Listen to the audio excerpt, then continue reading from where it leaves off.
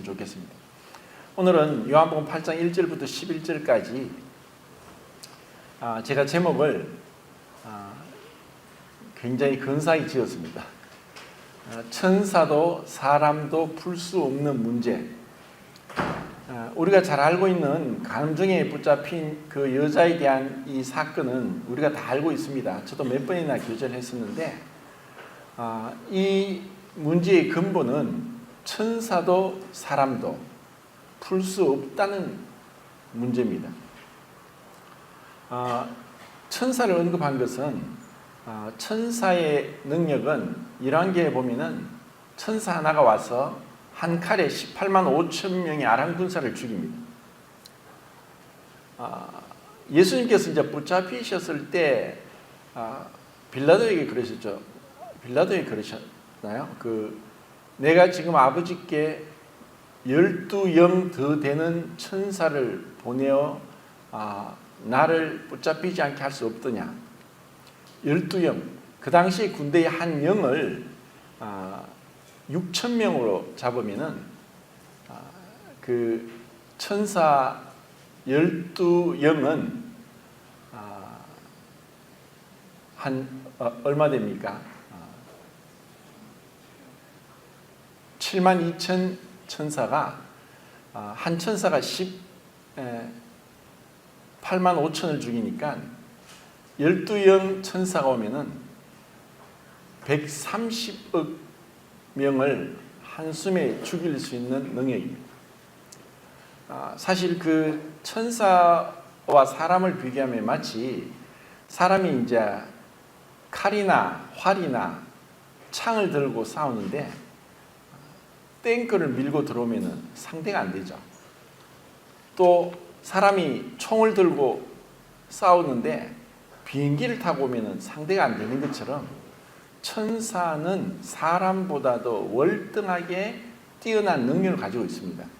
그들은 남자 여자 성별 구분이 없고 또 죽지 않고 또 영인 존재이고 그리고 우리보다 더 많은 지식을 가지고 있고 또 잠을 자지 않아도 되고 먹지 않아도 되고 그리고 이 우주를 다스리는데 하나님께서 사람은 지구에 제한해서 다스리겠지만 천사는 이 우주를 다스리도록 하나님이 종들로서 부리는 능력을 가지고 있고 또 날개가 4개나 6개나 있으면서 죽지 않는 존재고 늙지 않는 존재고 아프지 않는 존재이고 병원이나 약이 필요 없는 존재입니다. 그러한 천사들조차도 이것을 풀 수 없는 수수께끼였습니다. 근데 지금 이제 예수님은 잡히시기 전에 죽으시기 전에 그 6개월 전이고 지금 이 예루살렘의 상황은 굉장히 살벌한 그런 상황입니다. 그리고 이제 바리새인과 서기관들이 예수님을 시험하기 위해서 이런 그 올가미에 가두기 위해서 왔는데 그 문제는 사실 그들조차도 이것에 대해서 해결할 수 없는 문제였습니다. 음행하다가 잡힌 여자를 데리고 와서 예수님에게 이제 질문을 하죠. 모세법에 이 여자를 돌로 쳐 죽이라고 했는데 당신 어떻게 하겠습니까? 이것은 완전히 올감입니다.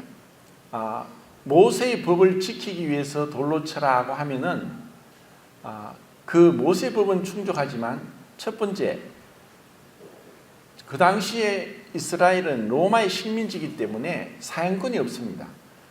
그런데 돌로 쳐 죽이라고 하면은 로마의 권세에 직접적으로 도전하는 것이 되고 반역죄가 됩니다. 그리고 또 분명히 주님이 그 마태복음 5장에서 내가 율법을 폐하러 온 것이 아니라 완전하게 하려 왔다. 그리고 그분은 세리와 창기들과 친구라고 불림을 받으면서 그들을 변호하셨고 그리고 사랑을 설파하셨고 또 용서를 설파하셨어요. 그러면은 주님의 그 사랑과 용서와 자비를 설파하는 것과 완전히 반대되는 거예요. 그리고 그냥 그 예수의 말씀대로 용서하고 사랑하고 그리고 자비를 베푼다고 해서 이 여자를 그냥 풀어주라고 하면은 명백하게 모세의 법에 저촉되는 거예요. 이것은 그 당시에 바리새인과 서기관들이 이 문제를 해결할 수 없었어요. 그리고 사실 천사조차도 살펴보기 원한다. 이것을 누구도, 그리고 그 당시 바리새인들 서기관들뿐 아니라 어떠한 사람도 이것을 해결할 수 없는 거예요. 그런데 이제 유대인들은 이러한 모세의 법을 오해했습니다. 이 모세의 법을 가지고 먼저는 분명히 그 음행을 한 남자 여자를 둘이 잡아와서 죽이라고 했어요. 에스겔서 23장의 그 43절과 47절에 보면은 이런 음행한 자를 돌로 쳐 죽이라고 그렇게 나와 있어요. 근데 이제 신명기나 또 출애굽기에 보면 그냥 죽이라고 했지만 그렇게 돌로 쳐 죽이라고 했어요. 이것은 하나님께서 이들을, 우리 인생들을 심판하시고 정죄하기 위한 것이 목적이 아니라 우리를 죄를 범하지 않고 참된 우리에게 행복을 주기 위한 것이 그 목적인데, 유대인들은 이 법을 정죄하고 심판하는 것으로 오해한 거예요. 이것은 이제 에덴 동산에서 선악과 나무도 마찬가지입니다. 하나님이 마치 그 올가미를 딱 함정을 파두고 요놈들 여기 걸려들기만 걸려들어봐라. 너 당장 죽이겠다. 이런 하나님이 아니라 하나님께서 선악과를 두신 것은 하나님께서 우리 인생에게 있어서 죄를 범하지 않고 참된 행복, 기쁨, 자유를 주게 하기 위한 것이 하나님의 목적인데, 이것을 유대인들이 오해했고 또 첫사람 아담도 그것을 오해한 거예요. 그리고 이것을 제일 먼저 오해한 것은 사단입니다. 사단이 왜 그렇게 이야기했을까? 하나님이 왜 선악과를 두셨느냐? 너희들이 이것을 먹으면은 선악을 알게 될 줄 안다. 그리고 하나님 같이 될 줄 알기 때문에 그렇게 하지 말라고 했다. 자, 여기서 이제 우리가 제가 전에도 그런 얘기했는데, 요즘 시대가 4차 산업혁명 시대라고 해서 얼마 전에 제가 어떤 AI 전문 교수로부터 얘기를 들었는데 뭐라고 하냐면은 그 AI라는 말이 65년도에 얘기가 처음 나오고 나서 지금 그때까지 거의 50년, 60년 흘러오는 것보다 일주일 동안 일어날 변화가 새롭고 전문가조차도 하루하루가 무서울 정도로 변화가 된다고 하는 거예요.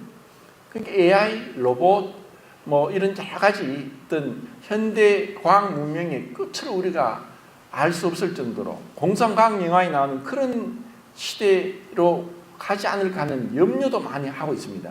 그런데 오래전이죠. 그러니까 정확하게 언제인지 모르겠지만 이제 소설가 아이작 아시모프라는 소설가가 이제 로봇을 이제 소설에서 그렇게 얘기해요. 로봇을 만들었는데 로봇에게 계명이 있어요.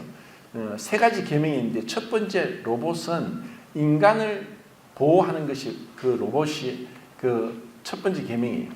그리고 두 번째 계명은 그 인간의 명령에 순종하는 것이 두 번째 계명이에요. 그리고 세 번째 계명은 첫 번째와 두 번째 계명을 어기지 않는 한 자기를 보존하는, 자기를 지키는 것이 세 번째 계명이다. 이렇게 해서 이제 그 소설을 그 로봇에 대해서 이렇게 쓰고 있는데, 우리 사람이 그 어떤 로봇을 만드는 데 있어서도 우리가 할 수 없는 힘들고 더럽고 어려운 일을 시키게 하기 위해서 했는데, 그 로봇이 사람을 죽이고 사람의 명령을 불순종하고 되어든다면 어떻게 될까요? 자, 하나님께서 우리 인생을 만드셨다는 것은 천사도 사람도 피조물인 거예요. 우린 창조주가 아닌 거예요. 그러면 피조물이기 때문에 우리는 그 창조주의 그 법에 순종하는 것은 당연한 거예요. 그리고 창조주 하나님이 우리 이 세상을 만들고 천사도 만들고 사람도 만든 것은 이들을 괴롭게 하고 심판하고 지옥 보내고, 그리고 벌을 주기 위한 것이 아니라 참 하나님의 형상과 모양대로 만들면서 그들에게 진정한 자유를, 기쁨을, 평강과 안식을 주기 위한 것이 하나님의 그 창조 목적인 거예요. 근데 이것을 이제 유대인들은 오해한 거예요. 자, 하나님의 이제 속성에 있어서는 많은 속성이 있는데 그분의 의로움, 거룩한 속성이 있고 그리고 또 사랑과 자비와 인자의 속성이 있어요. 그런데 그 하나님의 속성은 서로의 그 속성이 위배되지 않고 모순되지 않고 저촉되지 않는 가운데 그분의 그 성품이 온전하고 정말 그 상대적이지 아니라 절대적인 온전한 성품을 가지신 분, 완전한 사랑, 완전한 거룩, 완전한 자비와 인자, 그 완전한 공의 가운데 있는 그 하나님이 그 법이 율법이고 그 율법에 하나님의 공의와 하나님의 사랑이 정말 충만하게 드러나 있는 거예요. 근데 이것을 사람들이 이제 오해를 한 거예요. 그래 하나님 말씀에 음행한 자 돌로 쳐 죽여라 했지 않느냐. 돌로 쳐 죽여야 되는 거예요. 근데 사람들은 이것이 이런 풀기어려운 문제를 두고 예수님을 이 올가매에 가두어서 함정에 빠지게 해서 예수님을 처형하기 위한 것이 그들의 목적인 거예요. 주님은 그걸 다 알고 계시죠. 그런데 여기서 우리에게 또 정말 의아하게 정말 또 많은 이제 질문이 일어나고 또 궁금해하는 부분이 이렇게 했을 때 예수님께서 그냥 땅에다 글을 썼다는 거예요. 무슨 글을 썼느냐? 왜 글을 썼느냐?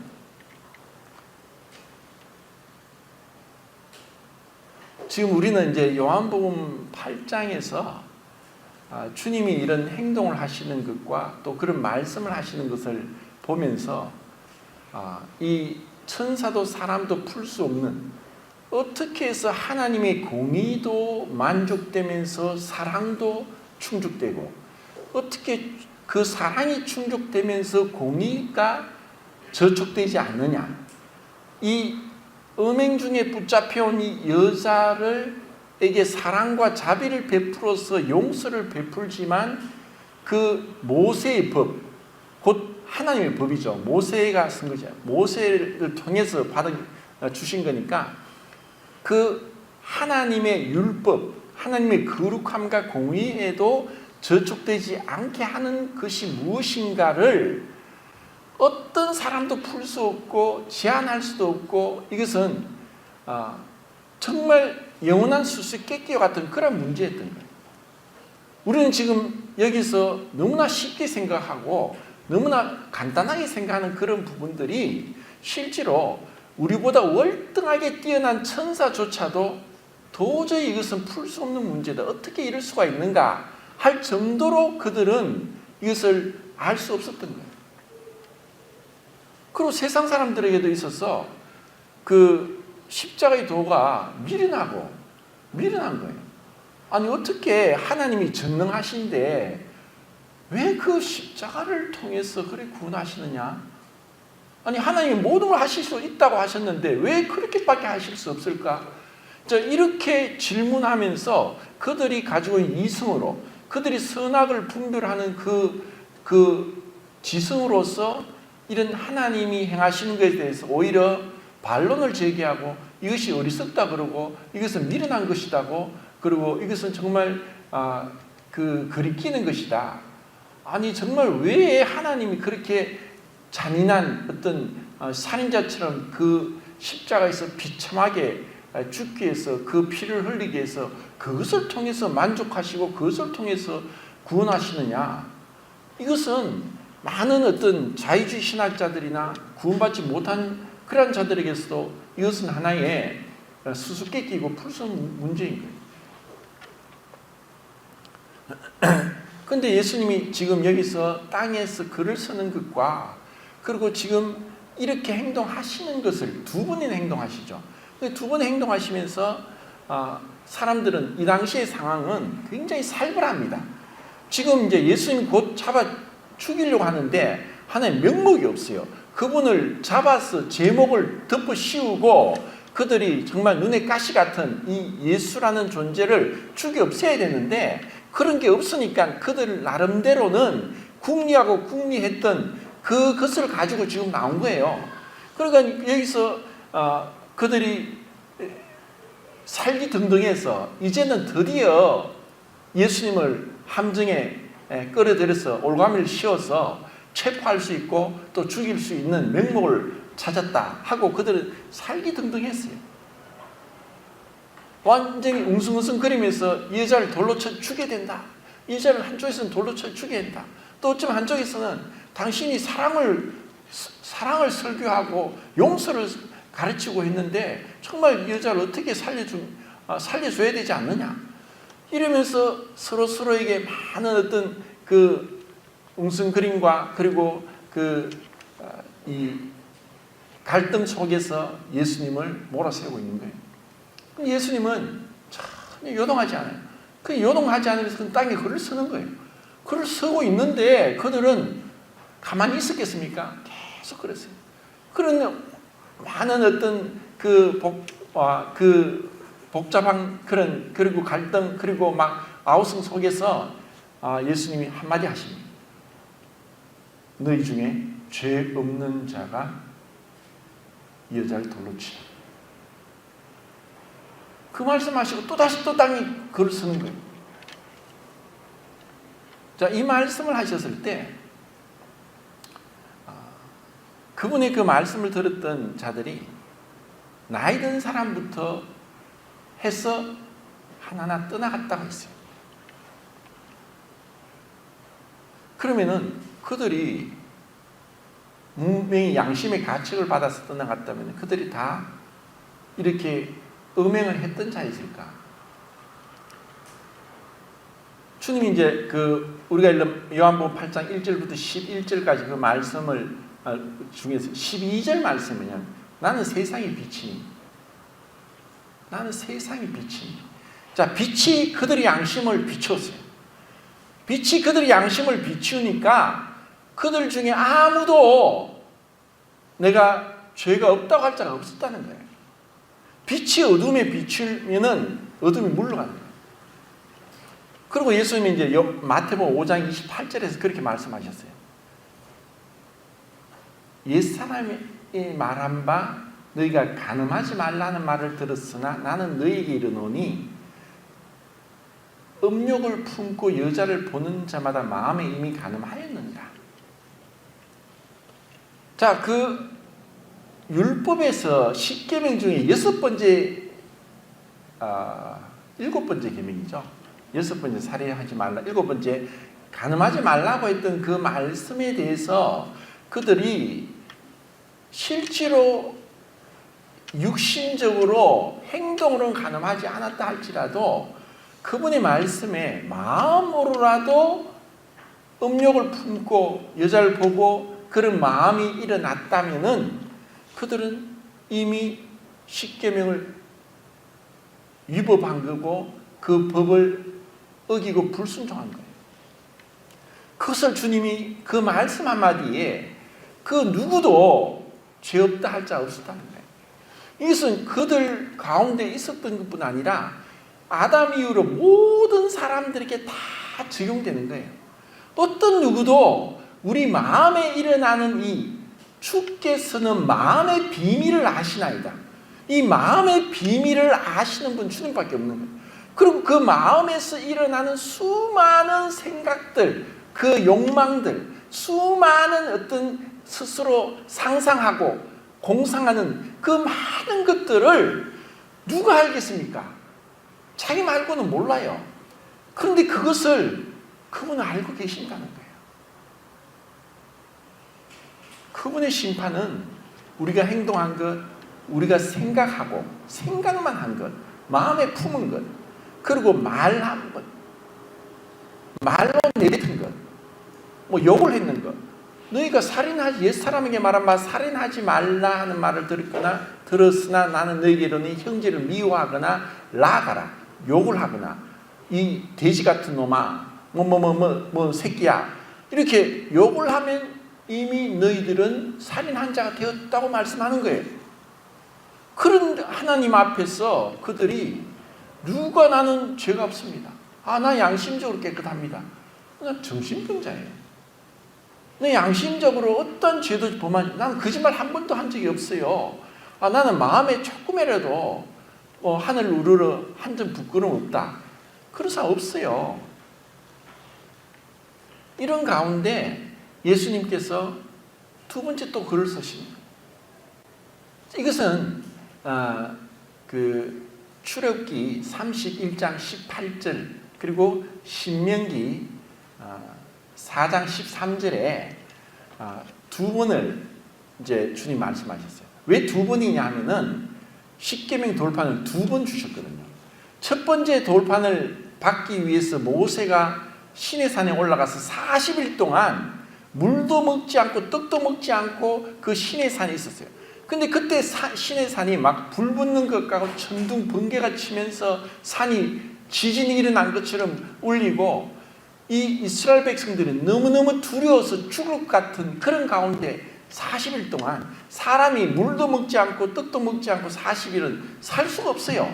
그런데 하나님의 그 능력으로 모세가 그렇게 하면서 하나님이 돌판에다가 친히 하나님이 십계명을 서신 것이다 라고 출애굽기 31장 18절에 나와 있고, 그리고 또 그것을 가지고 내려왔는데 이스라엘 백성이 그 금으로 송아지를 만들고 이것이 애굽에서 우리를 인도한 신이라고 춤추며 난리가 났어요. 모세가 완전히 대노를 해가지고 그 십계명 돌판을 그냥 분노가는데 집어 던졌어요. 그래서 돌판이 깨진 거예요. 만약에 그것을 안 깨졌으면 그 십계명에 있는 하나님의 거룩하신 심판을 받고 이스라엘 백성이 다 죽을 수도 있었을 거예요. 모세는 그렇게 해서 돌판을 깨었고 또 하나님의 또 한 번의 용서가 있었어요. 그러고 나서 다시 모세가 그 두 번째 돌판을 받았는데 그것이 신명기 4장 13절에 또 친히 서신 것이요. 주님이 친히 서셨다는 거예요.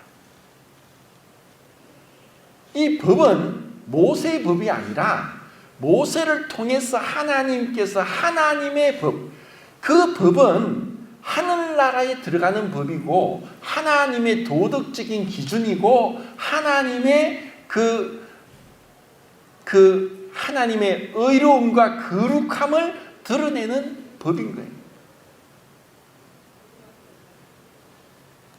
근데 그 법을 이 세상에 피조물이 치고 누구도 그것을 지킬 수 없어요. 그럼 왜 주셨느냐? 왜 하나님께서 그렇게 하셨느냐?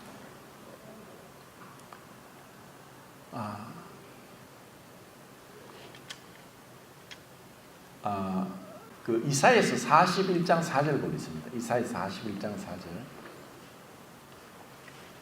이사야 41장 4절. 시작.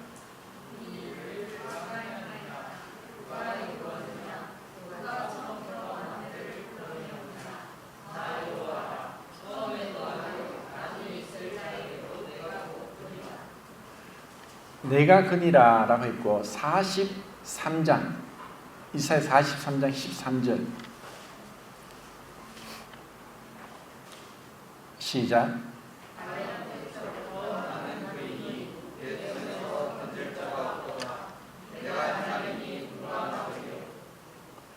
네, 이 말씀을 기억하면서 요한복음 들어오겠습니다. 요한복음 8장 24절 28절입니다. 요한복음 8장 24절 시작.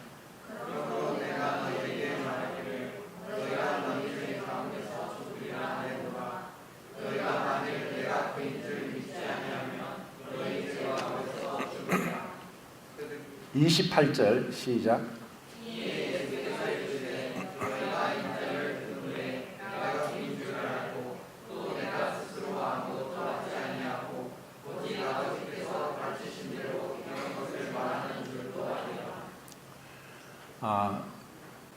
무엇을 봤습니까? 이사야에서 말씀하신 것과 요한복음에 예수님이 말씀하신 것에 무엇이 같은 게 있죠?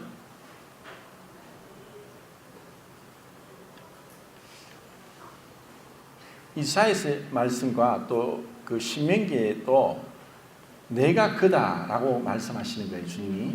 근데 그것은 이제 출애굽기 3장 14절에 보면은 모세가 80세 된 모세에게 하나님이 가시나무 뜰기가 나온 데서 불이 붙었는데 가시나무 뜰기가 타지 않으면서 나는 거룩한 자니 내 선 곳에서 신발을 벗으라 하고 했을 때 누구십니까? 라고 물었어요. 그때 모세에게 나는 스스로 있는 자다 라고 말씀하시면서 주님이 이제 스스로 있는 자다, 내가 그다, 내가 스스로 있는 자, 내가 창조자다, 내게 모든 것을 만든 자다, 그렇게 그 하나님이 내가 그다 라고 말씀하시는데 예수님이 요한복음에서 7번을 말씀하는 거예요. 4장과 8장과 9장과 13장에 7번을 예수님이 내가 그다. 그럼 예수님이 누구십니까? 구약에서 말씀한 그 여호와 하나님이 지금 육신으로 와 있는 거예요. 자, 이것은 사실 우리가 그 여호와 하나님의 그 영광, 거룩함, 그 전능하심, 그 영원하심을 모르기 때문에 이것을 그냥 쉽게 생각할지 모르지만, 가령 이제 정말 이게 말도 안 되는 거지만 비유를 들어가지고 우리가 집에 개나 고양이를 키워요. 근데 개나 고양이를 너무너무 사랑하기 때문에 내가 개가 되겠다, 내가 고양이 되겠다 할 사람은 아무도 없어요. 아무리 사랑해도 개는 개고 고양이 고양이. 근데 개와 고양이가, 개도 어떻게 보면 사람의 근육과 거의 한 90%가 비슷하다 그러고, 심지어 그 DNA가 거의 99%가 거의 비슷해요. 그런데 그 몇 프로의 차이로, 1%도 안 되는 그 차이로 개나 고양이의 사람의 차이가 나타나는 거예요. 같은 피조물인데 피조물인 가운데도 우리가 감히 사람의 모든 이러한 누릴 수 있는 이런 마음의 어떤 그 평화, 어떤 예술적인 그런 감정, 그리고 아니면 뭐 스포츠를 즐길 수 있는 그런, 그리고 어떤 내가 마음대로 차를 몰고 운전할 수 있는, 무엇을 만들고 예술적인 감각들, 어떤 창조할 수 있는 이런 것들, 이 모든 것들을 가지고 있는데도 불구하고 이걸 모두 포기해서 사랑 때문에 개나 고양이 된다고 하는 사람, 그 정신병자예요. 그런데 하나님이 이 공의와 사랑, 은혜와 진리가 만족될 수 있는 그 길은 그분이 하나님과 동등됨을 취할 것을 여기지 않고 자기를 비어 사람의 모양으로까지 내려오시는 거예요. 그런데 이것을 어떤 천사도 어떤 사람도 우리가 구원받을 길은 그 길밖에 없어요, 그렇게 해주십시오 하고 요구할 사람은 아무도 없어요. 절대로 요구 못해요. 우리가 그렇게 요구할 수 있다면 마치 개나 고양이가 주인님 나를 그리 사랑하면은 사람을 포기하고 개나 고양이 되십시오. 이 말이 됩니까? 이 말도 안 되는 얘기예요. 주님 그렇게 하신 거예요. 그런데 정말 그 하나님의, 그러면은 그렇게 하나님께서 하늘 보좌를 누리고 인간을 입고 오셨다는 거예요. 정말 우리 인생에게, 이 범죄한 인생이 정말 가르쳐주고자 하는 것이 있다는 거예요. 저는 이제 그 구원받기 전에 많은 소설을 거의 다 세계 문학 전집을 거의 독파를 했어요. 근데 그 중에 제가 도스토옙스키를 참 좋아했어요. 그 첫 번째 소설이 뭐냐면 가난한 사람들이에요. 그 가난한 사람들 때문에 그 러시아 짜르 체제를 그 대적해서 반역죄라는 누명으로 사형 선고를 받았어요. 사형 선고를 받아가지고 사형되는 곧 교수형 당해 죽을 상황 가운데 갑자기 황제의 명을 받고 전령이 말을 타고 달려오면서 도스토옙스키 살려주랍니다. 그래서 살아났어요. 그래서 그 수용소, 시베리아 수용소에서 쓴 책이 죽음의 집의 기론. 인간의 그 추악한 이 욕망과 이 온갖 죄악된 것들이 적나라하게 드러나요. 인간의 심리를 도스토옙스키만큼 적나라하게 묘사한 사람은 없어요. 그래서 그 죄와 벌의 그 라스콜니코프가 그 노파를 살해하고 그 마음의 갈등들을 얼마나 그 리얼하게 묘사했습니다. 그래서 그 도스토옙스키 소설은 그 두 부류의 사람들은 꼭 그것을 연구합니다. 심리학자들하고 그리고 정신과 의사들. 인간의 내면을 마치 MRI 찍듯이 그냥 드러냈습니다. 근데 그 중에 까라마조프의 형제들이라는 미완의 소설이 있어요. 그것도 대화 소설인데 미완성이에요. 왜냐하면 이제 까라마조프의 셋째 아들 알료사를 통해서 정말 이 구원의 길, 인간의 구원의 길, 그 아버지 뾰토르 까라마조프라는 그 탐욕스럽고 정말 이 추악스러운 그 아버지를 향해서 그 아들, 첫째 아들 드미뜨리와 둘째 아들 이반이, 드미뜨리는 아버지처럼 그렇게 욕정적인 사람이고 둘째 아들 이반은 정말 이성적인, 냉철한, 이지적인 인물인데 이들이 그 아버지를 인해서 누군가 살해했어요. 그 아버지의 어떤 살인사건을 두고 일어나는 이런 일들이고 이것이 그냥 뭐 평범한 삼류소설에 있는 그런 내용밖에 안 되는 것 같지만 그 안에서 많은 것들 얘기해요. 이반이 예수님과 대화하는 그런 어떤 인류의 어떤 문제를 두고 왜 우리 인간을 이렇게 창조해서 이런 고통 가운데 두냐, 이 대신문관과의 변론, 이건 정말 그 까라마조프의 백미 중에 백미입니다.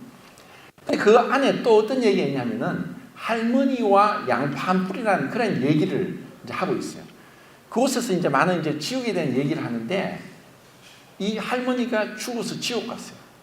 그런데 지옥에서는 너무 막 고통 속에 있는 거예요. 그런데 그 할머니를 지켰던 수호 천사가 어떻게 하든 이 할머니를 지옥에서 끌어내려고 그의 모든 살았던 인생을 다 살펴봤는데 선행이 하나도 없는 거예요. 근데 딱 하나 선행을 찾았어요. 그것은 이 할머니가 살아생전에 한번 양파 한 뿌리를 가난한 배고픈 사람에게 준 적이 있다는 거예요. 그래서 이것을 가지고 천사가 하나님 앞에 이 할머니를 살려주세요. 살아서 착한 일을 한번 했습니다. 양파 한 뿌리를 가난하고 배고픈 사람에게 준 적이 있습니다. 그랬어요.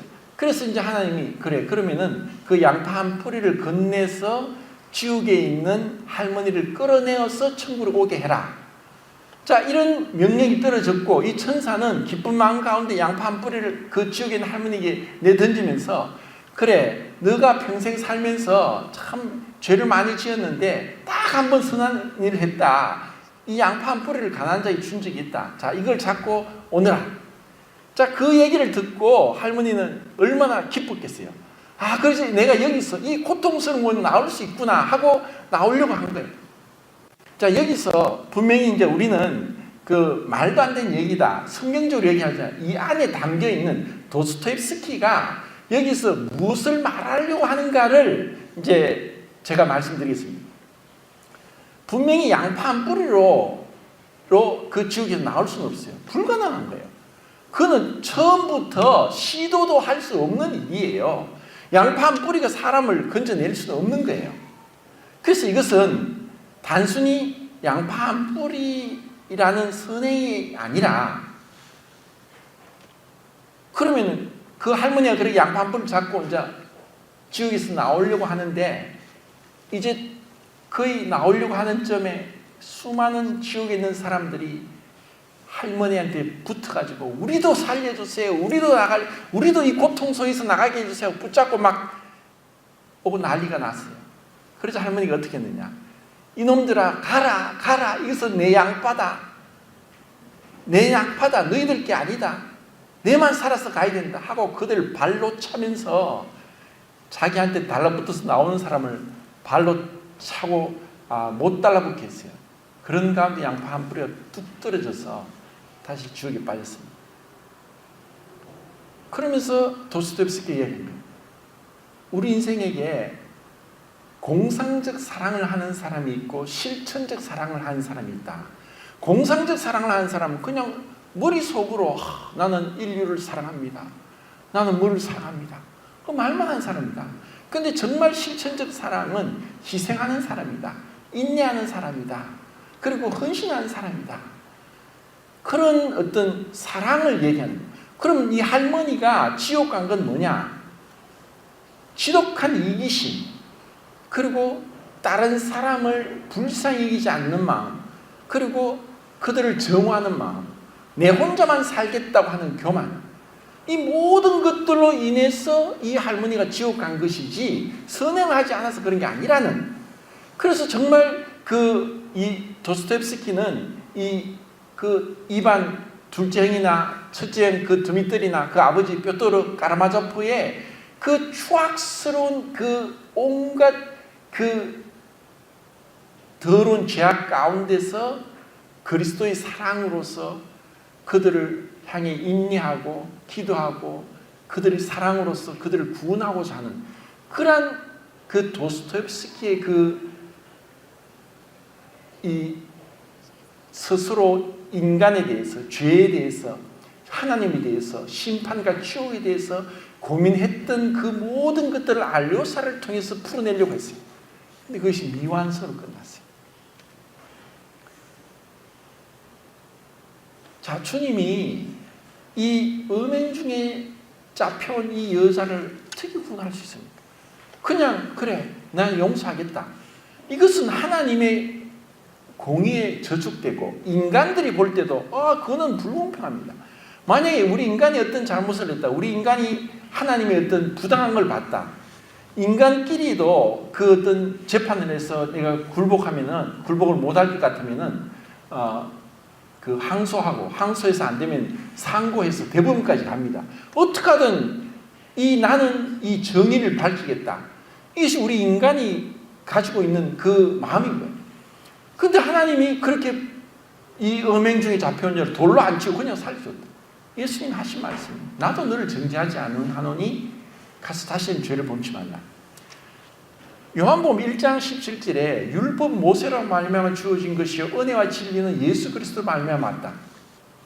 그분이 은혜와 진리, 나도 너를 정죄하지 않으니, 그 정죄하지 않는다는 것을 하나님께서 사랑으로서 말씀하셨지만 그 공의가 만족되기 위해서는 그 죄를 대신할 자가 필요했다. 그런데 그 죄를 대신 질 자는 자기의 죄가 없어야 됐던 거예요. 너희 중에 죄 없는 자가 돌로 치라. 그 말씀은 주님이 그 법을 제정하셨고 그 법을 누구도 지키지 못했고 지킨 것에 대한 벌을 받아야 되는데 주님이 와서 대신 받은 거예요. 우리가 그 주님의 성육신과 십자가의 죽으심을 단순히 그냥 머리로만, 이 냉랭한 머리로만 받아들인다면 우리는 이 예배 시간이 지루하고 왜 똑같은 기도, 똑같은 찬송 맨날 저렇게 하냐. 그 하나님이, 여호와 하나님이 그 모든 것을 창조하셨고 모든 것의 법을 만드신 그 하나님이 지금 인간의 몸을 입고 와 계신 거예요. 근데 그들은 몰라요. 내가 너를 정죄하지 않는다. 그 죄가 없는 자가 돌로 쳐라. 주님이 그 돌에 맞은 거예요. 우리의 그 비난하고 정죄하고 우리가 스스로 옳다하고 우리가 했던 그 모든 죄들을 주님이 대신 담당하셨다는 거예요. 정말 이 십자가의 사랑을 우리 마음에 깊이 새기고 늘 예배를 준비하고 주님 앞에서 나도 너를 정죄하지 아니하니 가서 다시는 죄를 범치 말라 하는 그 은혜와 진리의 말씀을 참 새길 수 있기를 바랍니다. 이상입니다.